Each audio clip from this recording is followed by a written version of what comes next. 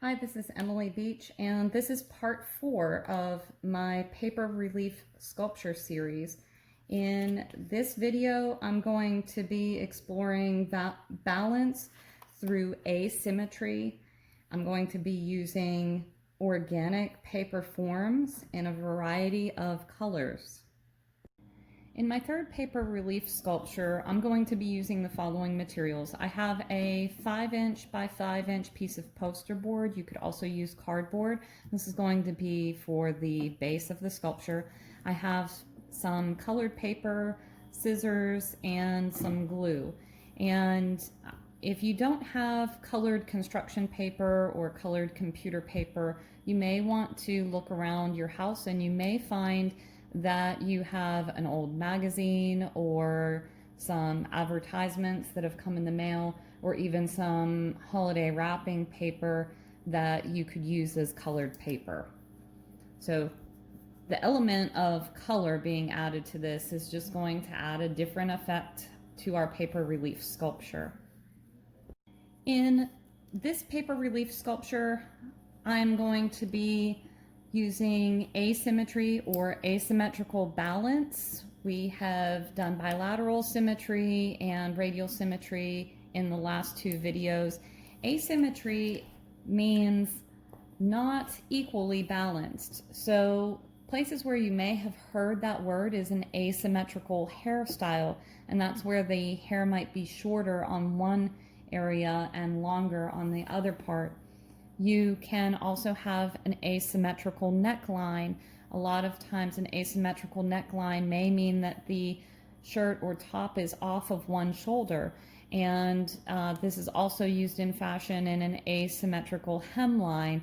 A lot of times if you think about a wedding dress being longer in the back than it is in the front with the train, that is asymmetry. So the elements in our composition will not be equally balanced. We can do that by putting different colored pieces in different areas. We could play around with the size of our forms. So really, you can put things anywhere. So let's say that I had a big X here. I could have smaller X's to balance out the big X in the rest of my composition. You might have something that is a bolder or stronger value or color, and you would equal that out by having less dominant elements around that. Or you might have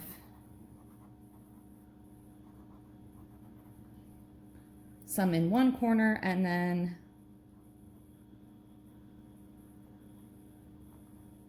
lighter or smaller ones in another area or corner. So it's not really balanced, but we are not really dealing with emphasis either. So it is balanced in a way, but we're using the different size of things to balance things out. One of the things that I always say in my classroom is, if you think about a scale and you put a pair of scissors on one side of the scale, how many pennies would you have to put on the other side of the scale to equal out that weight? So we're not dealing with actual physical weight here, but we're dealing with the visual weight. The paper forms that I have made for this project, I have also made a video.